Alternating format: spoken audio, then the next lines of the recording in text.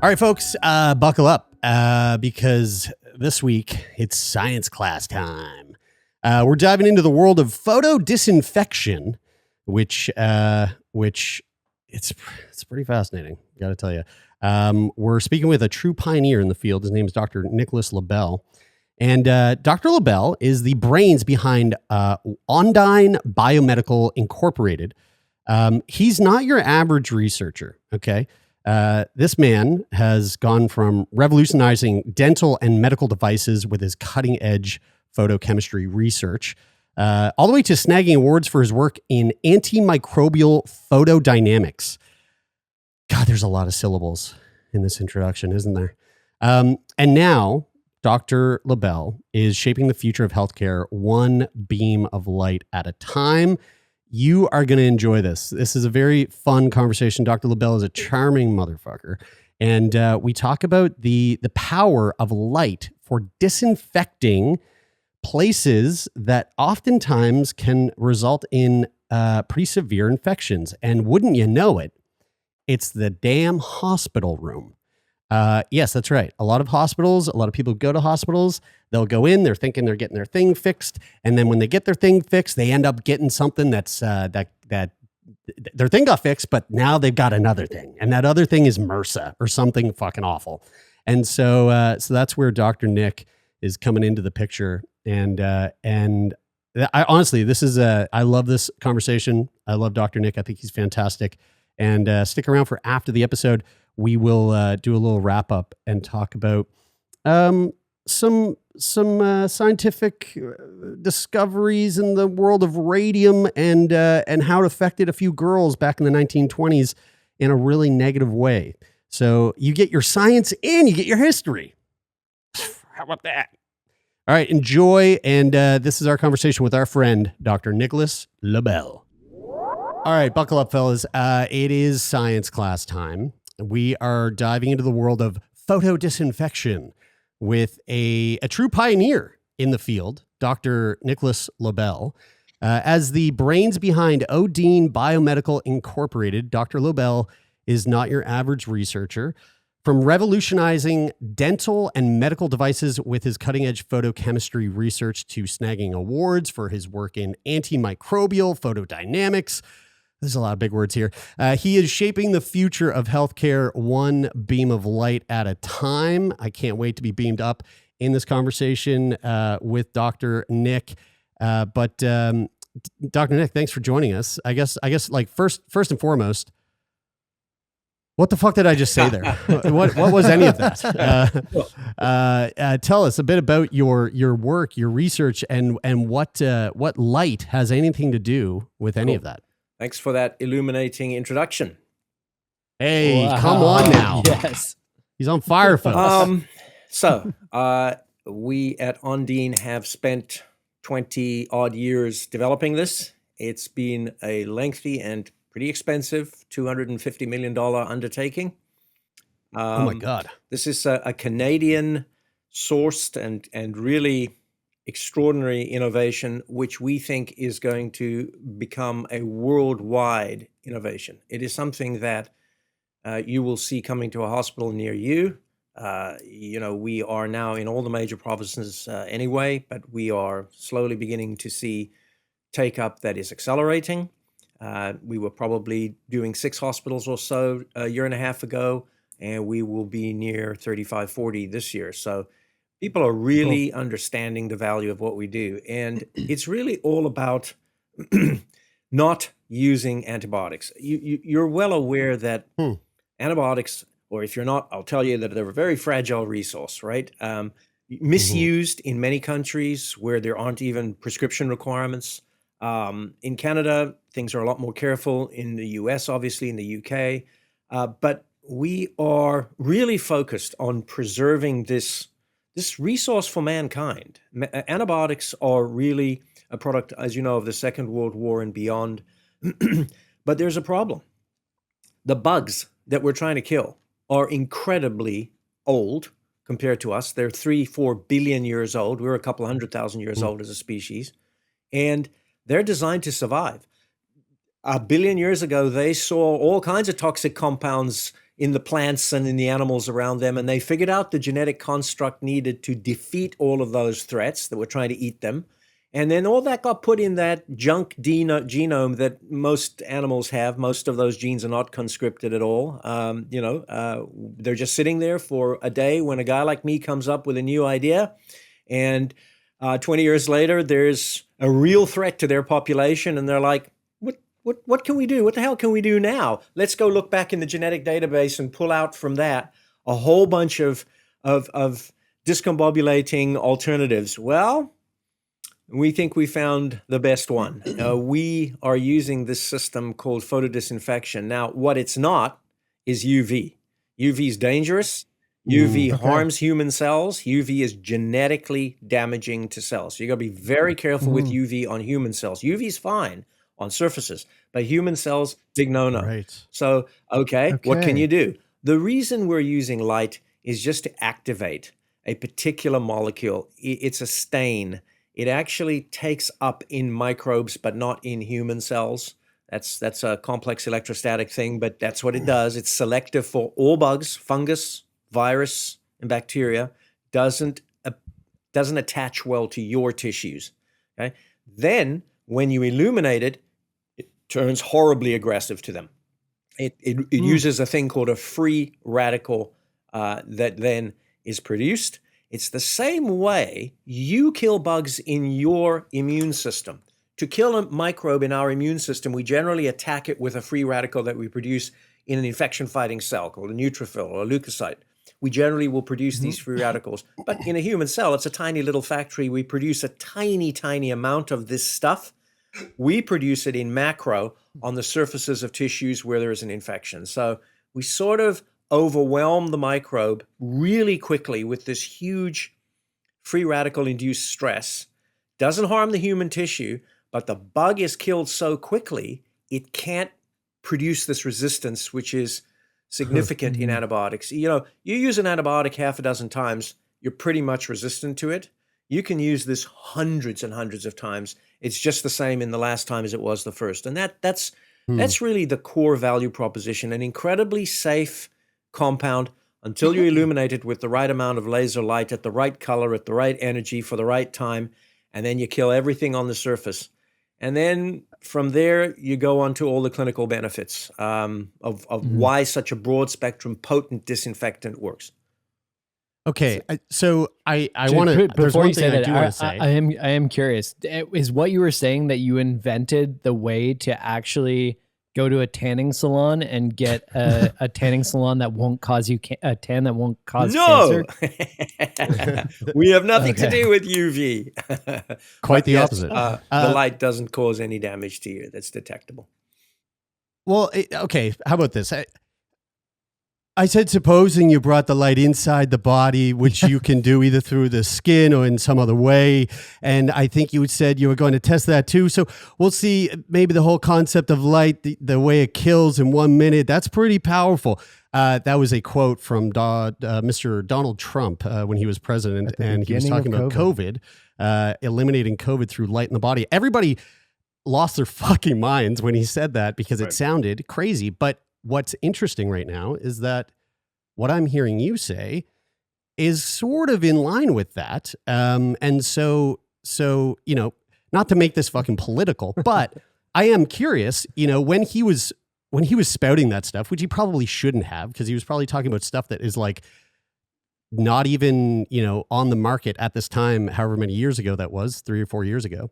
But is that kind of what he was sort of talking about? Like, it's funny. Before we even sat down to talk to you, I had the impression that we were going to be talking about light disinfecting things like surfaces, right? Yeah. Like Taylor bought a water bottle that looks like it has Bluetooth enabled fucking who knows what on it, but he presses a button and it disinfects the inside of the bottle. But we're talking about literally, a question that probably some of you are thinking of if you're totally into that world, which I find to be very interesting. So supposing we hit the body with a tremendous, whether it's ultraviolet or just very powerful light, and I think you said that hasn't been checked, but you're going to test it. And then I said, supposing you brought the light inside the body, which you can do either through the skin or in some other way. And I think you said you're going to test that too. Sounds interesting. Get the right folks who could. Right, and then I see the disinfectant, where it knocks it out in a minute, 1 minute. And is there a way we can do something like that by injection inside or almost a cleaning? Because you see it gets on the lungs and it does a tremendous number of the lungs. So it'd be interesting to check that. So that you're going to have to use medical doctors with, but it sounds interesting to me. That it sounds kind of like that. So is this sort of what we're talking about here? It is different. I think Mr. Trump ended up in a place which was more about the light itself. Really, our light is just a disposable activator for the substance that we're putting down on the tissue.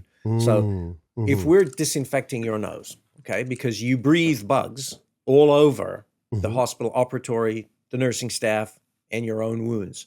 So one of the places we're going first, disinfect your nose before surgery. Okay, so we're going to take 2-3 minutes. We're going to stick a little device in your nose, and that little device is going to light up your nose really brightly. Not brightly enough to harm you, not brightly enough to cause problems with your eyes, but it's enough to activate the stain that we've placed into your nasal cavities first. And we just put it on with a little tiny swab. And I've got a couple of those here. You see we break open a little popule. We stick this blue substance in the nose. We could stick it on wounds. We could spray it into ventilator tubes. We could spray it into your sinuses. We've done all of those things, but we're focusing on the nose first. I'll get into that. But once you wipe this in your nose, it's a blue-colored compound, and it sticks to the bugs. What light absorbs in blue? Red. It's the other end of the spectrum. Red light absorbs into blue things. That's why these are blue, is you see everything but the red, so they look like they're blue. All right? When that connection between this stain and the light occurs, that's when you get that photodisinfection reaction. Mr. Trump was talking about light itself. We like the fact that he was talking about light in general, but our light is really different. Our light's just an activator for the chemistry in the photoreaction. In fact, you remember, well, you're too young to remember, but in the old days, they used to stick amalgam fillings in your mouth, in your teeth, right? Those were mercury and silver and toxic metals. Today, you'll barely ever see one of those. It's now a light-activated adhesive. It's a resin that you stick in the teeth. Boom, you hit it with blue light. You create this free radical reaction, which then causes the glue to polymerize into a solid chunk. We don't do that, but it's sort of similar in that the light is used to activate something else, a compound, a chemical. And the other thing is we actually stay away from inside the body because there are so many places where you need disinfection on the surface. The nose is one of them. Or shall we say in body cavities that are accessible. So for example, the sinuses. For example, on burns, on wounds. You get long-term care patients who are sitting in a bed. They're sitting there for months in some cases. Some of them are actually intubated or they may be sedated so that they can't move. Hospital beds are designed to move patients slightly with bladders that inflate, but in general, you're going to see a problem with ulcers, pressure sores, stasis ulcers. Those things are really tough to treat because they infect quickly. Foley catheters, the things that are placed into the urinary tract so that patients can urinate without having to get out of the bed. Those things will infect after 24, maybe 48 hours uniformly, okay? Those are all surfaces we can attack, we can access. So let's keep the antibiotic for the systemic conditions that are tough to get light in. Yeah, we can use fiber optics to pipe light into you, but there's so many opportunities for the surface. Nail bed fungus, topical burns and wounds, decubitus ulcers, venous stasis ulcers, aspects in the sinus cavities, in the oral cavity to treat periodontal disease. And again, this pre-surgical use that we're really focused on in the nose. So going back to kind of what you said at the beginning, where you were saying at the beginning about antibiotics, really one of the major benefits of the innovation of this technology is preserving the ability of antibiotics to effectively continue to treat humans, because over time, if we just keep throwing antibiotics at everything, the resistance is going to just drive up and up and up. Because I think the big point here, and this might be something that not a lot of people really think about, especially if you're not someone who has spent much time in hospital, or like, in my example, both having spent a fuckload of time in the hospital over my 36 years, but also being in a relationship with someone who is a nurse and has been, spent 7 to 8 years of her career working in the cardiovascular intensive care unit. One of the, like, what we're talking about here isn't necessarily about specifically the thing that brought you into the hospital. We're talking about you're in the hospital for, let's say, a severe pneumonia, and you're bedridden, and you've been there for X amount of time, and you've got a catheter up your dick, and you've got a port in your arm, and you've got a variety of people coming and going into your room. There are so many extra sort of risks of infection that you just are open to by simply being in that hospital room. And oftentimes when you hear of someone who, went in for surgery and it kind of went south and they died, it's not necessarily because the surgery didn't go well. Maybe the surgery was perfect. They went in there, they took out the organ they needed to take out, they sewed you up perfectly. Yeah. But what happened was they got MRSA and they ended up dying as a result. Or what happened is they got, some sort of secondary infection that had nothing to do with what brought them in there in the first place. And this is what I'm hearing is what we're kind of primarily talking about. You nailed it. It's a horrible thing to realize. But you go into hospital for the procedure, to be saved, to be treated. 1 out of 25 patients in the US will get an infection that they didn't come in with. That's 4%. Whoa. In Canada, it's 7.1%. Okay? So that's almost 2 out of 25 patients. It's 1 in 8 in the ICU just mentioned. So that's far too high. These are avoidable infections. And you nailed the input vectors. You got the nursing staff coming in and out. It's not their fault, but they just treated a MRSA patient in bed 16. Yeah, they got contaminated when that patient breathed, smiled, talked, sneezed, coughed. They have no idea. They don't have X-ray vision that allows them to see that tiny little 1 micron MRSA bug sitting on their hands, sitting on their faces. Nursing staff can't wash their hands every single minute of every day. So you do as good a job as you can. It still relates to this very high infection rate. And 20 to 40% is actually attributed to cross-infection via hands. And hand washing is a really big deal. But, if you look at the overall sources of infections, you're talking about 1.7 million infections and unfortunately 100,000 deaths annually just from this one issue. And so that's like a long-haul 757 airliner crashing every single day. And we just decided it's okay. Whoa. What a way to place that stat. Like, I mean, numbers, you hear numbers and you go, wow, that's a lot. But when you hear it put that way, it's like, oh shit. Yeah. Wow. Yeah. I'm curious about the stat of those infections. Like how would this, the solution or technology that you've developed, like how does that help? You mentioned like nurses can't wash their hands every second of every day. So like, how would this help in that situation? Cool. So thanks for the question. I love that question. So let's take a look at relative risk. Okay. You've got a hand washing risk. If you go into that cardiac procedure, I think it was Jeremy who mentioned that. If you're going into that cardiac procedure, you've got a really well-prepped cardiac team. We work heavily with major hospitals, tertiary care systems in Canada, and they are all superb. You go to Vancouver General, closest, largest hospital to me, and they are, I would say they're in the world's top 1% for suppression, avoidance, rejection of these kinds of infections, in part, dare I say it, because they're such strong photodisinfection users. They pioneered the system almost a decade ago. But it's folks like that who take care of many other input sources. So let's make sure that all your operating room personnel have appropriate protections and gowns and masks. Let's make sure that the OR is being wiped down appropriately, which takes 45 minutes to an hour between patients. All right, here's the problem. What have you done to the patient? Turns out the majority of the bugs coming in, because the hospitals are good at suppressing bugs, they're coming in from that poor unwashed person, okay? And especially if they're an emergency case who just crashed on the freeway on a motorbike.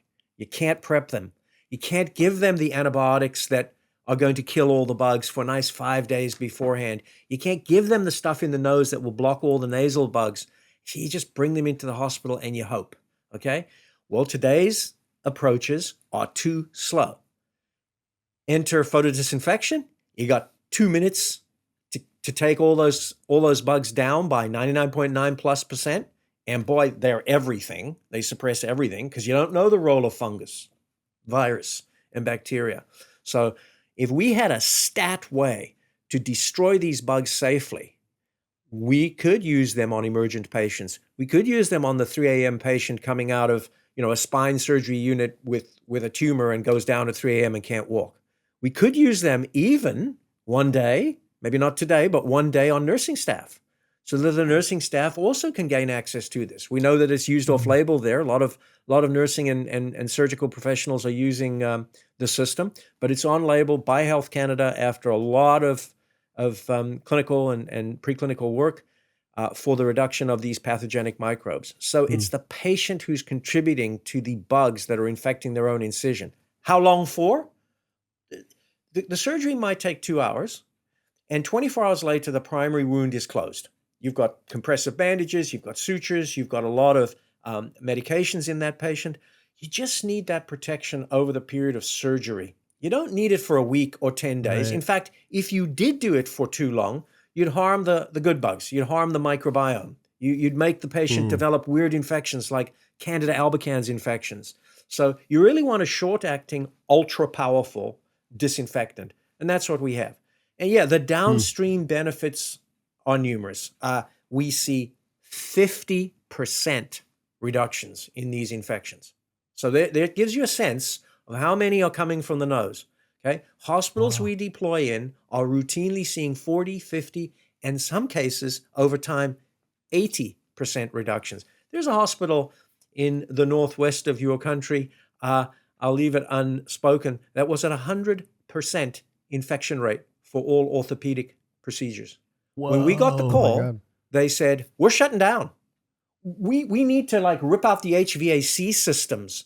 We need to stop all procedures. They introduced nasal decol from photodisinfection along with the normal bundle that we recommend and is recommended by all the main healthcare infections. 0 infections in the last 4 years. That's how potent we're talking about. Okay. I mean, this is like utterly fascinating. And but just all of those were from the nasal. So when you talk about suturing up a person, packing them, having them all finished up with the surgery, the risk Brian, isn't this is the why you don't infection. pick your nose. Yes. The risk isn't isn't. Do you hear that, Austin? I know you're not listening because you're only 5, but Uncle Jer said don't pick your nose and eat it, and this is fucking why.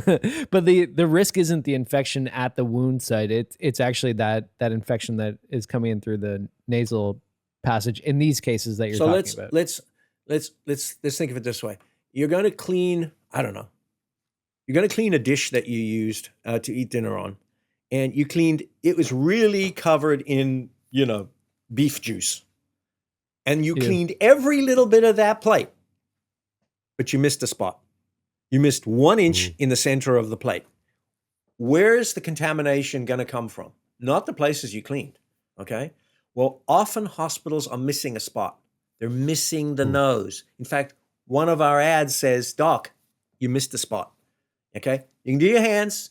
You can put chlorhexidine wipes all over the patient. You can put chlorhexidine soaps in the hair. You don't do the nose, and you are missing a spot. And more and more, the World Health Organizations, SHE, CDC, World Health Organization, are now saying you must decolonize. In fact, some of the tailwinds we're experiencing now as a company with this very rapid growth is because in Canada, you have now, in Toronto especially, you've now got guidelines that require high-risk procedures to be nasally decolonized. It's now no longer a good idea. You have to do it. Okay. And you realize that in the States, there's liability associated with not doing standard of care. In Canada, it's a little bit different socialized healthcare system, but it's now not just a good idea, it's really a requirement for any responsible surgical procedure. And in the absence of photodisinfection, what would be the method of decolonizing a nose, in whatever situation that's required? You blow into it like a cartridge, like your N64, right. just Right. clear the fucking dust out, put it in, game starts up, let's go. There you EA. Yeah. Can I invent Is that right? something electronic that would no. Okay, so the way you do it today is you prep a patient for surgery. They're scheduled. Okay, you're not going to get a heart procedure, immediately. You've got months to wait in Canada, sometimes years. But let's assume that the patient is known to be an MRSA carrier, because Staph aureus is the really amazingly powerful bug. 50% of the infections are Staph aureus, Staphylococcus aureus. That is a bug that is incredibly capable of adapting its genetics and adapting its expression of the genes so that you produce a penicillin, attack on that bug, it'll produce a beta-lactamase that will destroy that penicillin. It will produce these weird toxins, one's called pantone valentine leukocidin. Well, those toxins will eat into your tissue. Proteases, V8 serine proteases that will eat holes in your tissue that make the bug burrow into your flesh. It also is so smart that it'll talk to your immune system, like reverse discussion with your immune system, and convince your immune system to shut down. It convinces you that it's safe, reduces the impact it makes on your immune system, which then lets the bug flourish very nicely, thank you. So staph's the big one, right? And when you have a drug that is a narrow spectrum anti-staphylococcal, and it's called mupirocin, okay? It's actually a chemistry that was synthesized billions of years ago by another bug called Pseudomonas aeruginosa. And Pseudomonas produces this substance to kill staph, which is its arch enemy in the wild. And it has been taken by, pharmaceutical companies, Glaxo was the first one, and synthesized synthetically and made into this compound. Well, you need to put it in the nose, and you need to put it in there 5 days early, because it doesn't actually kill the bugs. It stops them from replicating. That's a bacteriostatic agent, not a bactericidal agent. Static means stopping from replicating. So it takes time to slowly kill off the colonies in your nose. And remember, 40% of us have staph as a normal commensal microflora component. We carry staph. It's a major skin metabolism component. It's not always a pathogen. In fact, you don't want to be bug-free. Try and develop a bug-free mouse colony, and they develop very poorly. You need bugs. You need to cohabitate with bugs to really survive. So you use mupirocin. Well, that's all we've had for many, many years. And by the way, it was only approved for outbreaks. It was never approved for routine decol. Like you're going into surgery, you need routine. So it's off-label. Well, if you use mupirocin and you're a big healthcare system, like HCA Healthcare, okay, one of the largest healthcare systems in the world, actually based in Nashville, fantastic organization, ultra efficient. I don't just say that because we're partnered with them. I say that because I really mean it. They are a superb healthcare system. You're likely to use enormous amounts of mupirocin because that's all you got, okay? Well, after you do that for too long, you get resistance. And you don't check if the patient really was decolonized. So you might check that they have MRSA with a $75 to $100 PCR test. You might check in the first instance so you don't waste that 5 days, but you don't check if it worked afterwards. Do we still have MRSA? Huge hole in your infection control paradigm. Patients are coming in with plates. If I were to show you our presentation, we show plates, i.e. Petri dishes, with streaks of patient populations of bugs after mupirocin. And in the resistant ones, they laugh it off. It's like they're metabolizing the stuff. They're actually growing faster and faster. We kill all that kind of stuff. So that's what you do today. You'd use mupirocin. You take the risk that it was resistant. And by the way, because it's twice a day, 5 times, how many patients do you think are actually going to complete that goopy stuff twice a day? Yeah, it's 39%. And, God bless them. They're probably not going to tell the doc that they didn't follow through. There's another hole in your infection control. Yeah. I'm curious to ask this, but you brought up staph, and we might have talked about this on the podcast like years ago, but the story of how penicillin was discovered is quite fascinating. It was Dr. Alexander Fleming in like the 1920s, and he came back to his lab, and he had a petri dish, and the petri dish had a mold growing in it, and the mold was basically, he noticed that the mold was attacking and killing the staph within the petri dish. What's the like origin story of photodisinfection? Is it as cool as that? Yes. Indeed it was. And there's a guy called von Tappenheimer, okay, working in Austria. And this is cooler name. Literally in the turn of the last century. And he figures out that one of his graduate student experiments, okay, has a bunch of petri dishes, and he can't see the bugs. Okay, remember, we've had microscopes since the late 1600s, but it's very difficult to see bugs that are only a micron, or in some cases less than that large. So what do? You stain them. Well, he happened to find a stain that was also a photosensitizer. These are these things that, when illuminated, can produce free radicals. We use a particular compound called methylene blue. It's very well known, very safe, but there are many such photosensitizers. Okay, not all things are photosensitizers, but we choose ones that are safe. Well, he dumped some of this into the petri dish so he could stain the bugs. And the graduate student put some of the plates next to the window. And the ones that were next to the window didn't have any bugs in them. And the ones that were inside the lab were teeming with bugs. And, the three most important words in science, well, that's interesting. Okay, so he didn't just throw those plates out, and Fleming didn't just throw those plates out. They figured out they had something. And by 1939, I think it was, or 38, penicillin started to become purified as a drug that superseded sulfonamides. And then you started to see use, well, in the present, and you also saw it in World War II. And similarly, this started to be understood as a mechanism, but it wasn't fully, people weren't aware of, photodynamics. The physics wasn't understood. I could take you through a fascinating set of charts on the electrodynamics of what happens to electrons and what's actually happening when the light comes in, and the first excited states and the triplet states and all of the electron exchange. It's actually quite complex. I'm making it as simple as I can, just because I don't want to go into all of the Jablonski diagram physics.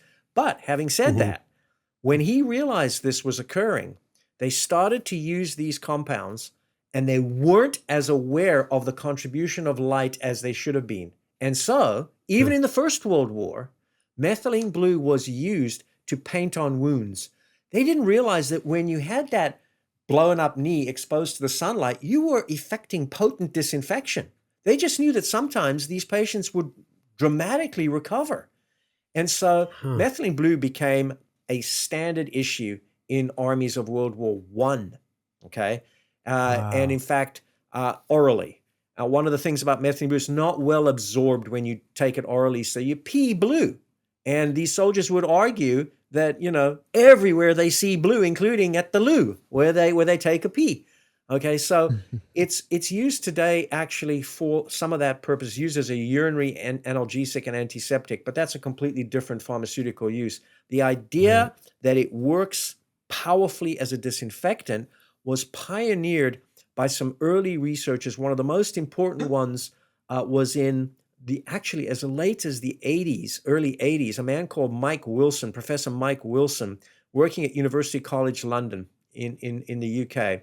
And Mike figured out that he could titrate, i.e. calculate how much of these sensitizers, how much light, how much was too much. You don't want to heat the patient up. Starting to heat tissue that's too much light.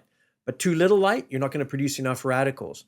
So it's all about this interesting concentration, power or power density, milliwatts per centimeter squared, wavelength, and then the length of time that you take. And Mike figured all those things out, and he developed an approach which Ondine licensed for the mouth.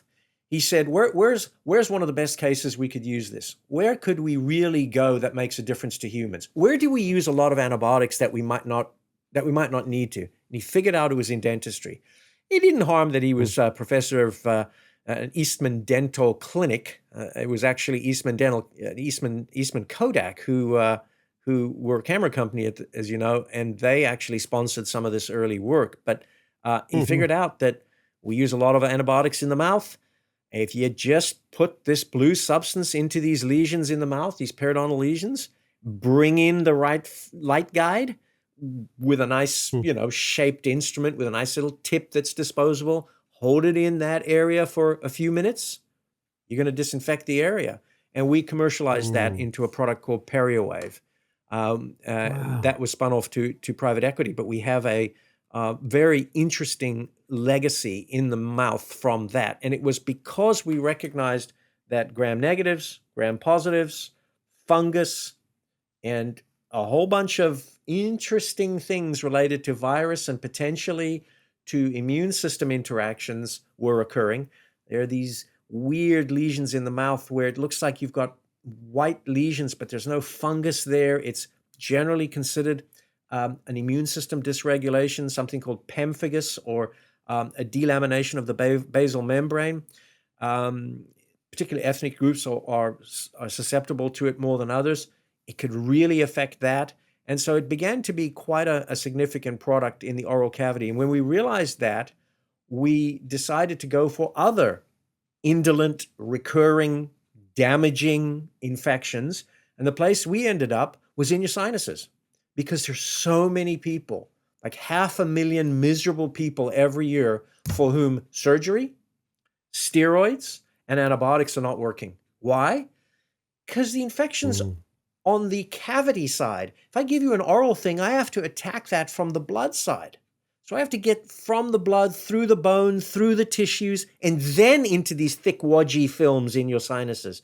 Very little drug gets there. And if I just keep extending the amount of drug I get you, you're going to go into liver toxicity or kidney toxicity. Right. So you got to go from the inside out.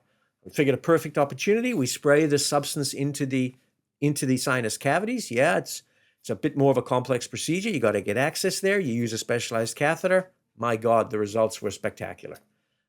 We could see patients 9 months later that could smell again, could taste coffee, that didn't have their steroids anymore.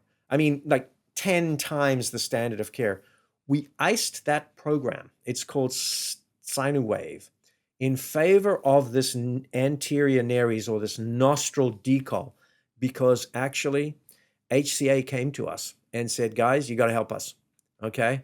We're the best of breed, and we're chasing down every one of those unnecessary infections. And you got to get this technology, which we've seen published, and you got to get it into patients in the US. At this point, the system is not yet approved in the US. We're going through clinical studies, so not available for use or sale in the US, but we're going through major studies to show the regulators in the US, as well as demonstrate additional features of the system, as we speak. And it's bloody expensive. And we're a public company. We're traded in London on the AIM market. Symbol is OBI. And that is how we're raising money. We have a group of incredibly dedicated investors. Our own CEO is a majority shareholder, and she is incredibly dedicated with her money and her mouth in this company. But it takes time and money to develop something like this. I said it was $250 million. Guys, be aware that a new drug, a new antibiotic, a new enzyme mediator, a new chemo drug takes $2.5 billion to develop. Okay, so we're talking about we've spent a tenth and come up with a really big breakthrough. And it's now available in Canada, it's available in the EU, it's available in the UK, 37 different countries. Approvals are dropping every day. The US is probably another, let's say 18 months if we can out. There's a big phase 3 study ahead of us. But the results are so spectacular. We think this will become standard of care. And we're working with some, let's just say we're working with some much larger companies than we are to see if we can partner and get this out in a much more fulsome way. Wow. I mean, it's absolutely fascinating. Yeah, it's very cool. I mean, you just don't, I feel like we produced a series for a local organization here called Life Sciences Nova Scotia, a podcast series, and we highlighted a lot of like early stage startup companies that are trying to do something.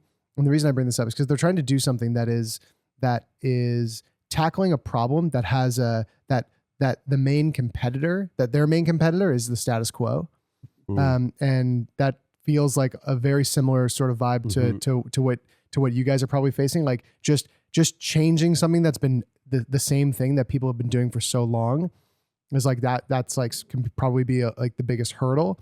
But when you come with a product that like for the first time in a long time is kind of changing the game and changing the way that you do something and innovating and improving the results, that's something that's been kind of ingrained for a long time, is probably hard for a lot of people to kind of conceptualize and do.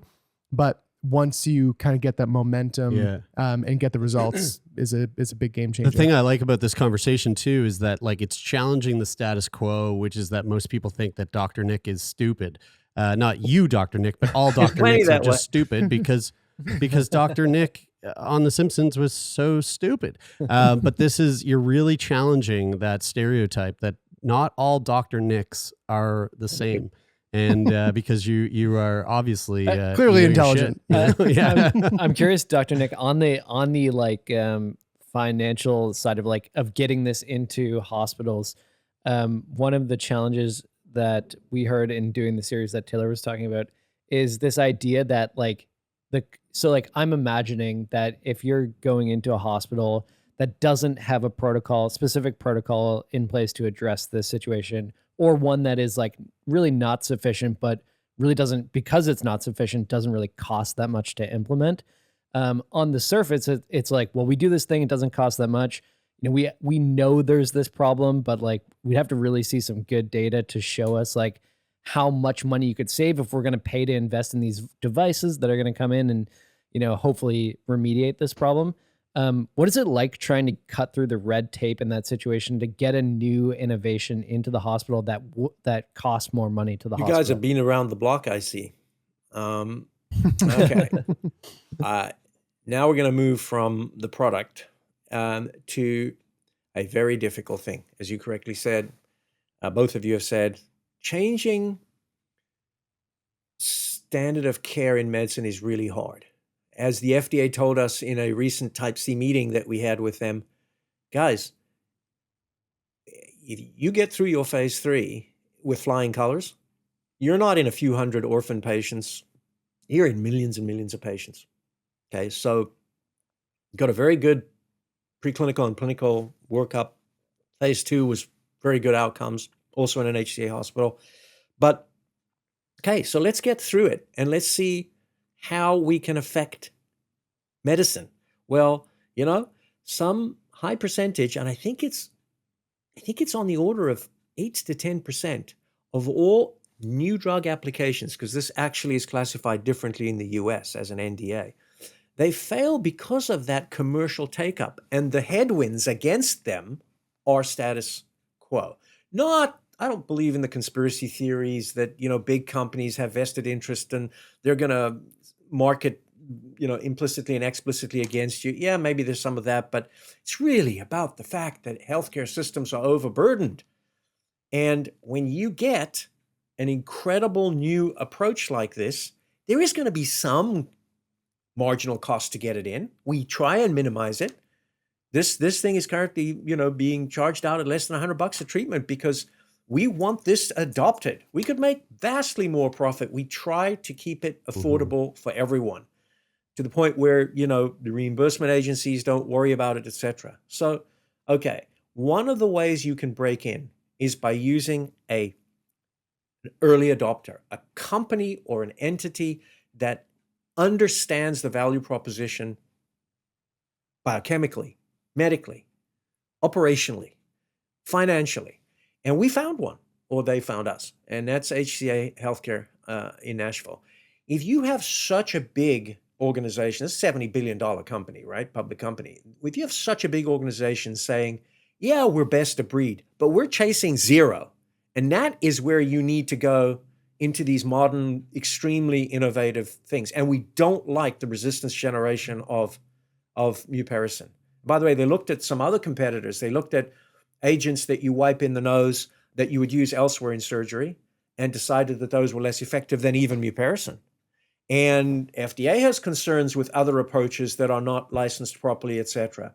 So, sort of the only game in town that's proceeding through this in a very linear and rather expensive and time-consuming fashion. But we're doing it because we're an evidence-based company and we want to do it right.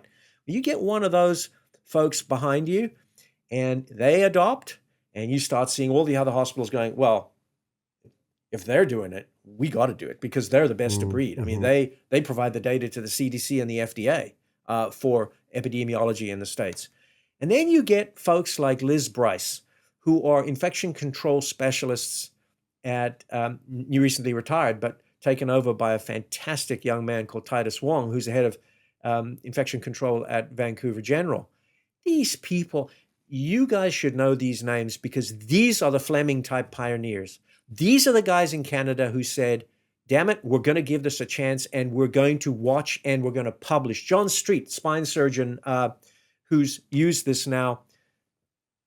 In spine surgery, you have a 24-inch incision that can be open 8 hours. Talk about nurses coming in and out. There's 3 shifts coming in and out of that. There's air changes, okay? You're going to get infected, especially if there's a lot of instrumentation, titanium being put in that spine. He's gone from 11 vancomycin, one of the most potent drugs we have, vancomycin washes, to 1 a month, okay, because of nasal decolonization using the system. It's called Steriwave in Canada. And when you look at that kind of reaction, those people are thought leaders. They, pardon the expression, they virally market to all of their peers. They tell people about it. They're at conferences.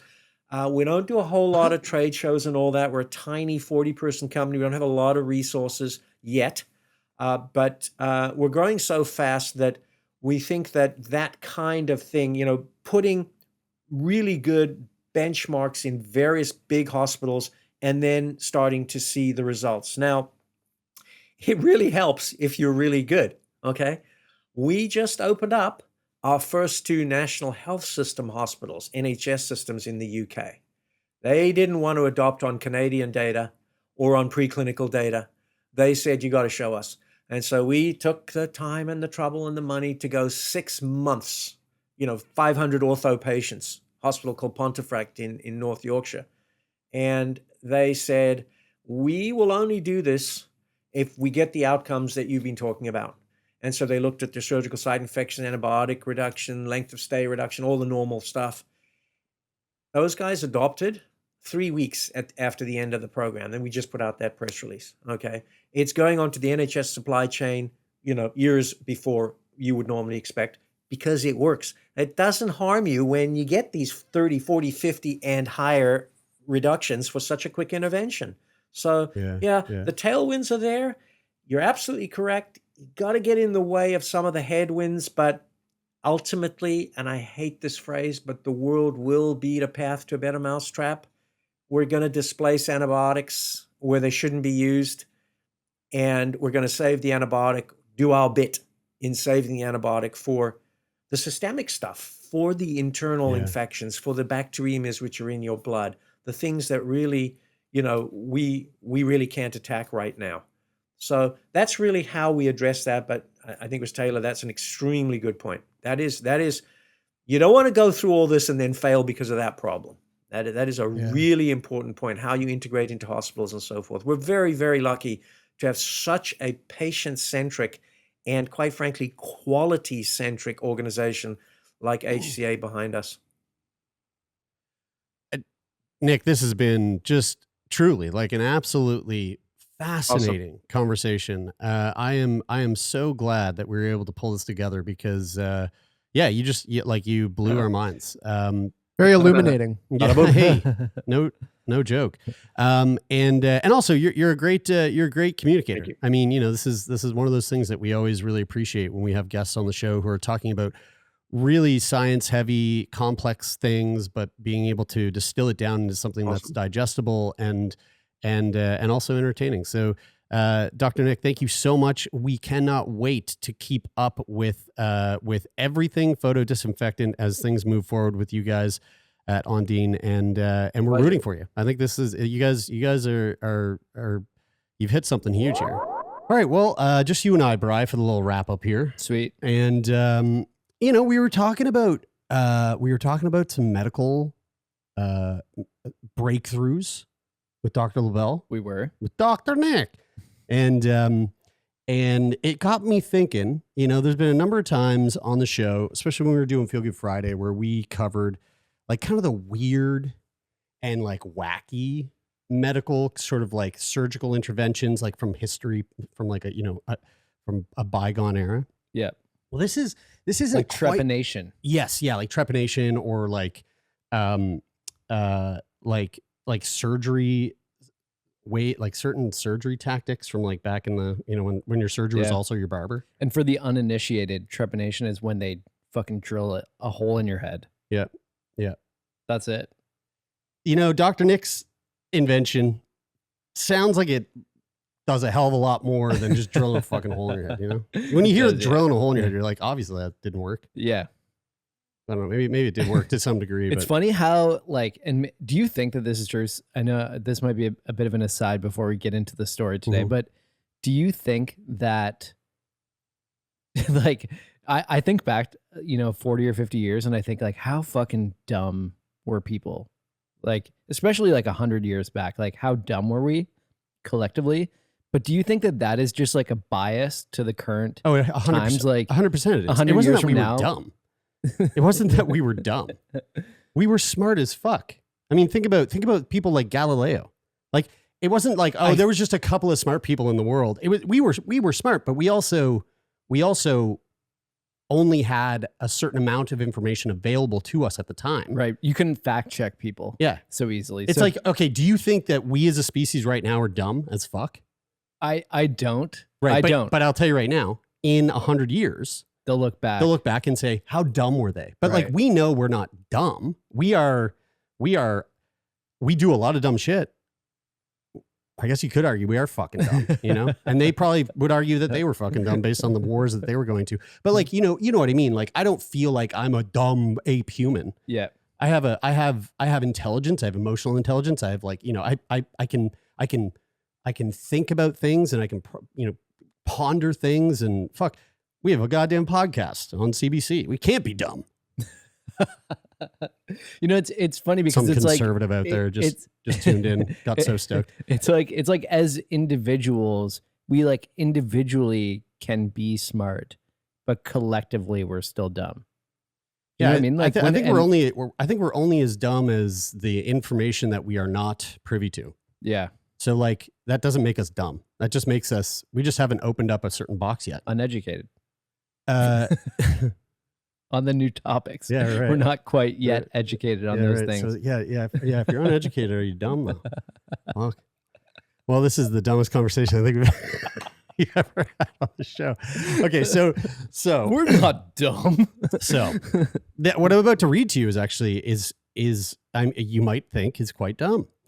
So this isn't a medical like a medical device or a medical sort of intervention or anything like that, but it is fucking fascinating.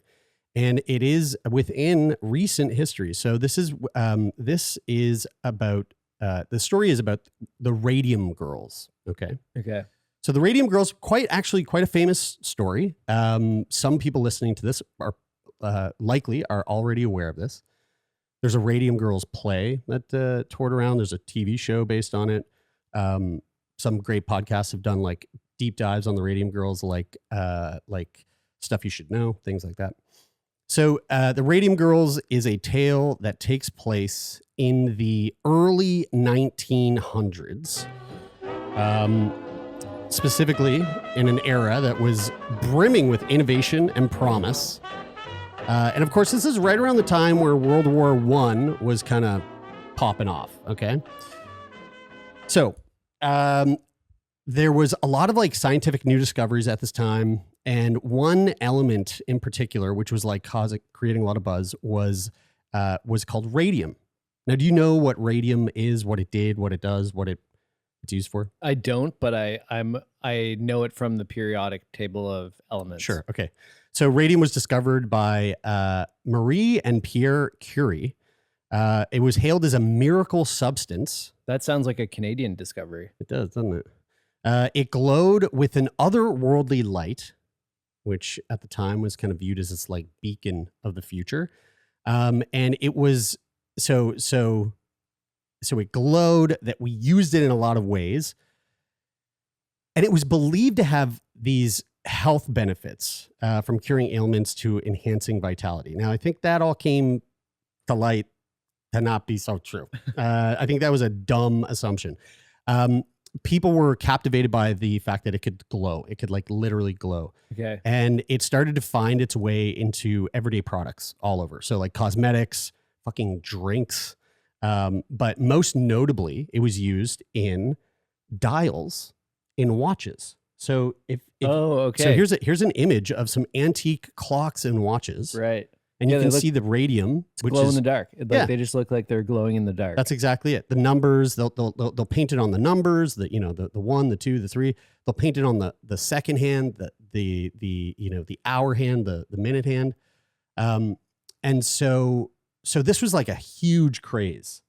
And specifically, it was actually being utilized in the theater of war, because they were basically painting all these military dials with this radium so that they could use it out in the field, in the dark or whatever, right? Mm-hmm. So there was these factories that started springing up all over, and hundreds of working class women flocked to these factories where they were employed specifically to paint watches and military dials with the new element radium.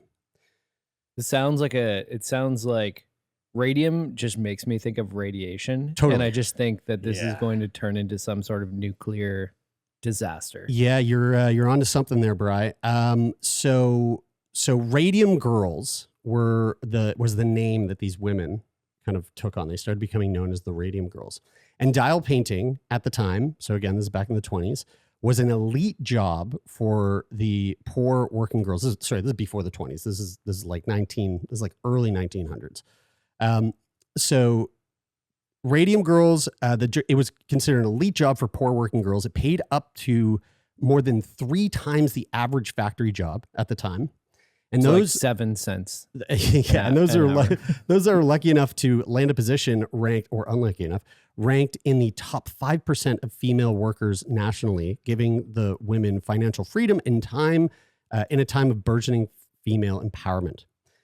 So at the time, again, the atmosphere around these factories and these girls working in these factories, they were kind of like art stations. They would sit down and like have a little sort of, like they'd have their paint brushes and shit in front of them, and they would like just sit amongst each other, just right. like really like positive energy. It's like super fun. Like everyone's radiating. They're totally radiating. And so when they started doing this, they were told specifically by the corporations that hired them that the radium paint was harmless. What's so wild is this reminds me a lot of Fallout, the video game, and most notably the TV show that just came out. There's a lot of like parallels here. I think they did a really good job with that story of like kind of relating this to a like bringing in like real life sort of, like true historical sort of undertones to it. So they were told that radium paint was harmless and even beneficial for their health.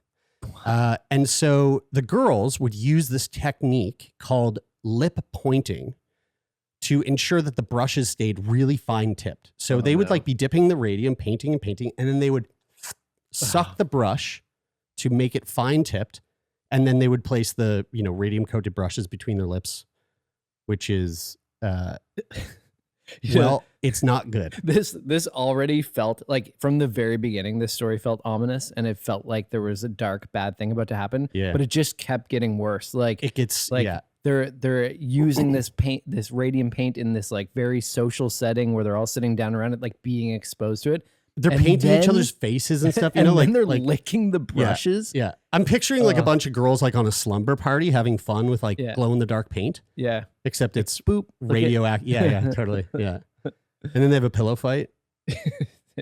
Yeah. Whoa. Right. Sorry. So This is another podcast. So it ended up turning into a fucking nightmare. It started with these small signs. So they would have these aches and pains that they started to develop that wouldn't go away. Then it started to ramp up. Teeth began to loosen and fall out. Jaw bones literally deteriorated. I'll get into like how intense this got. And these young women, once vibrant and healthy, were now suffering from this mysterious and devastating illness. And they had no idea. Like at first they didn't know. They had no fucking clue. Like, how quickly would you like? You must very quickly put the pieces of that puzzle together. It can't. Well, you know what? Not as quickly as you might think. I think it was a couple of years before they started really piecing it together. But the part that makes this story so interesting is that the Radium Girls were essentially like the driving force behind workplace safety Well, laws. really? Yes. Yeah. So doctors were completely baffled. And this one woman, Grace Fryer, was one of the dial painters. She experienced severe jaw pain and teeth loss. And she, like many others, was diagnosed with a condition called radium jaw. Her bones became so fragile that her jaw simply just crumbled away. Oh. Okay. So let's go to the first death. In 1922, one of Grace's colleagues, Molly Maggia, had to quit the studio before she was sick, because she was sick. She didn't know what was wrong with her. Her trouble had started with an aching tooth. Her dentist pulled it out, but then the next tooth started hurting and also had to be extracted. In the place of the missing teeth, agonizing ulcers sprouted as these like blooming red and yellow, like just blood and pus pockets. They seeped constantly and made her breath smell like your breath the other morning when you were drinking your protein shake. Yeah. Then she suffered aching pains in her limbs that were so agonizing, they eventually left her unable to walk. So she's just totally fucking can't walk now. And the doctor thought it was rheumatism. So he sent her home with aspirin. Man. Like, Again, we didn't know. it's so great. Like just to step in on that for a second, because like, I mean, even What the you just employer said saying like, is one oh, of the most insanely idiotic things I have ever heard. it's like, Everyone in this room is now dumber for having listened to it. it's I so award you no- crazy because like the employers from the beginning saying that this is safe Yeah. and you're going to be totally fine. Yeah. Like that's a crazy thing to say when you're not sure of When you don't that know. anyway.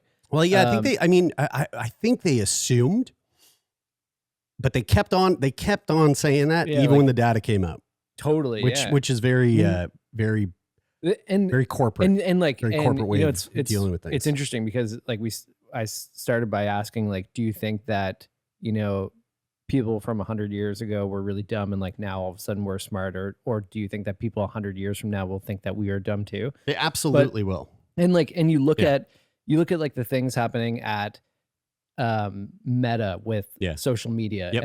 and there's all this data to show like, oh, It's this is bad. actually really harmful. to Suicide kids. rates are on the rise. and yeah. and there's just like these constantly like these PR messages coming out of those companies where they're like, no, Yeah. like Tobacco. deny, it's gonna be tobacco is fine. another perfect Totally, it's just, yeah. So Molly, in by May of 1922, Molly was desperate. At this point, she had lost most of her teeth, and the mysterious infection had spread. Her entire lower jaw spread to her entire lower jaw, the roof of her mouth, and even some of the bones in her ears were said to be one large abscess. But the worst was yet to come.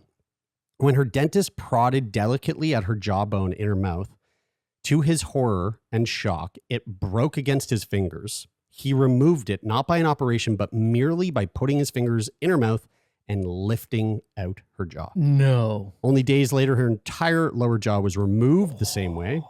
Molly was literally falling apart, and she wasn't the only one. By now, Grace Fryer, too, was having trouble with her jaw and suffering pains in her feet, and so were many of the other Radium Girls. And they also had like the worst sort of medication too, like pain management Totally, yeah, medication stuff yeah. at this time. So like that would be Yeah. incredibly and insanely painful. Yeah, it was literally boring holes inside them while they were alive. So on September 12th, 1922, so this is a number of months later, the strange infection that had plagued Molly for less than a year spread to the tissues in her throat. The disease slowly ate its way through her jugular vein. At 5 p.m. that day, her mouth was flooded with blood and she hemorrhaged so fast that her nurse could not staunch it. She died at the age of 24. With her doctors flummoxed as to the cause of her death, her death certificate erroneously said she died of syphilis, something her former company would later use against her. Whoa. As if by clockwork, one by one, Molly's former colleagues soon followed her to the grave. They were just dying. Boom, boom, boom. If the women weren't killed by the same jaw problems that had taken Molly, they eventually suffered from sarcomas, which are giant bone cancers in the bone or soft tissue. One dial painter, Irene Laporte, died from a massive pelvic tumor that was said to be larger than 2 footballs. Whoa. So how does radium affect the body? Well, once it's inside the body, it behaves similarly to calcium. It begins to deposit in bones and in teeth. The body can't distinguish between radium and calcium, so it leads to the accumulation of radium in the skeletal system. Immediate effects, radiation emission. Radium emits alpha particles, beta particles, and gamma rays. Alpha particles are the most harmful when radium is inside the body. That's a Geiger counter. Okay. That's what it sounds like in your body when you have radium in your body. That's like that's a bad Geiger. You hear counter. that going? You're like, oh, I'm in Chernobyl. Okay. I gotta go. So it should be like pretty quiet. Otherwise. Should be nothing. Yeah. Okay. Bone damage, radium jaw. So like we said, deposits into the bones of the jaw. The jaw just decays, dies. Long-term effects, you've got bone cancer, sarcomas, head and nasal cancers. Radiation can drain bone marrow where blood cells are produced, leading to anemia and other blood disorders. Wow. The damage to the bone marrow also suppresses the immune system, making the body more susceptible to disease and infection. You have systemic toxicity, so cellular damage, literally damages the cells of the body, causes extensive cellular damage, and apoptosis, which is programmed cell death. I've never thought, like, if somebody asks you what is the most painful way to die, I don't think of like radiation poisoning and something like this typically, but I think this is my new answer. This sounds pretty it's like hardcore. The worst way to die. Yeah. Tissue destruction. So continuous radiation exposure leads to the destruction of surrounding tissues. So the fight. As more women died, it became clear that radium was to blame. Despite the mounting evidence, the companies employed these women denied any wrongdoing. They claimed radium was safe and even beneficial. They still stuck to their story. Grace Fryer, who I had mentioned at the very top, and several other women decided to fight back. They filed a lawsuit against the United States Radium Corporation. The legal battle was grueling, taking a toll on their already fragile health, but those women were determined to seek justice, and not just for themselves, but for all the workers exposed to the dangerous conditions. In 1928, okay, so we are now 6 years later, after years of suffering and struggle, the Radium Girls won their case. Their bravery led to improved workplace safety standards and greater awareness of the dangers of radioactivity. They turned their tragedy into a powerful legacy, ensuring future generations would be protected. And the story of the Radium Girls is a haunting reminder to the cost of industrial progress and the importance of standing up for one's rights, no matter what the odds. Is this are. a movie? Like there should be a movie. There is. It got horrible ratings, but there's there should be a good movie. It should be a good one. Yeah. There's an Amazon. I watched the trailer and I went, this looks cheap. Yeah. But there's an Amazon, but there's a play, like a stage play that was doing it, touring around, and apparently it was amazing. Mm-hmm. Cool. I wonder. It's interesting to. And women, women too behind it, like that, which I think is really neat. I said that first. At first, like how did it take so long for them to connect the dots and like figure it out? Yeah. And like I think this just really like shines a light on that point that, you know, a big organization with a lot of power can manipulate the story pretty easily. Yeah. And that idea that they used like syphilis as a cover up, like it's easy to see how in a time when you don't have, you know, a place for people to sort of communicate, whether, you know, like now online, we can coordinate together and like, and like rise up against some of these big corporations. But and like even back so, then, and even that really difficult. sometimes isn't enough, you know? Totally. Yeah. And so that story of like it being syphilis that's fucking dark. That's fucking dark. Yeah. And syphilis does looks pretty gnarly. It just doesn't eat through your jugular vein. So this isn't syphilis. This is actually on the left here. You see one of the radium girls, and on the right you see another one of the radium girls after her jaw just got fucked. And there's not a lot of images online, but there are a few. And this one here, this young lady's nose just completely disappeared. Also very Fallout. Wow. Yeah. So yeah, the radium girls. Now, Dr. Loebel and that light. Could have saved them. No, I'm just saying it probably isn't going to do this. They're doing really good things. The light might be bad. No, not at all. Not at all. I'm saying the opposite. I'm saying everything. Look, the lights are good. All right. If your skin's falling off, it's not the light. Right. Yes. It's syphilis. It's definitely. It's. So sorry, Dr. Nick. But I think you'll see the humor. Okay. Thanks, folks. Thanks so much for tuning in. This is just what a hoot. And listen up, all you scallywags and skilly skanks. Or wait, no. I was trying to speak like I was in the 1920s. If you want to support the podcast, you can do that by going over to Discord. The links in the show notes to all the episodes, and come over and hang out with our little community and have some chit chats and lots of fun.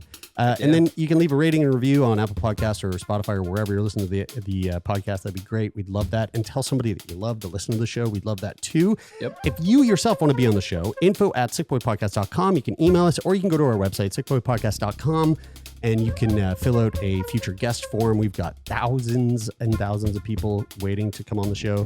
True. And if your application's really good, then you just get to go right ahead of all of them. Yeah, we just skip you ahead. No, we don't. We're chipping away. And also, if you know any cool stories that we should cover, like the Radium Girls, send us a note at letters@sickboypodcast.com. We're always looking for great content to cover in these wrap-up sessions. Yeah. Thanks again to everybody who helps make this show possible. A huge thank you to Jeff Lonis, to Donovan Morgan. We love you guys. Thanks so much. That is it for this week. I'm Brian. And I'm Jeremy, and this is Sick Boy.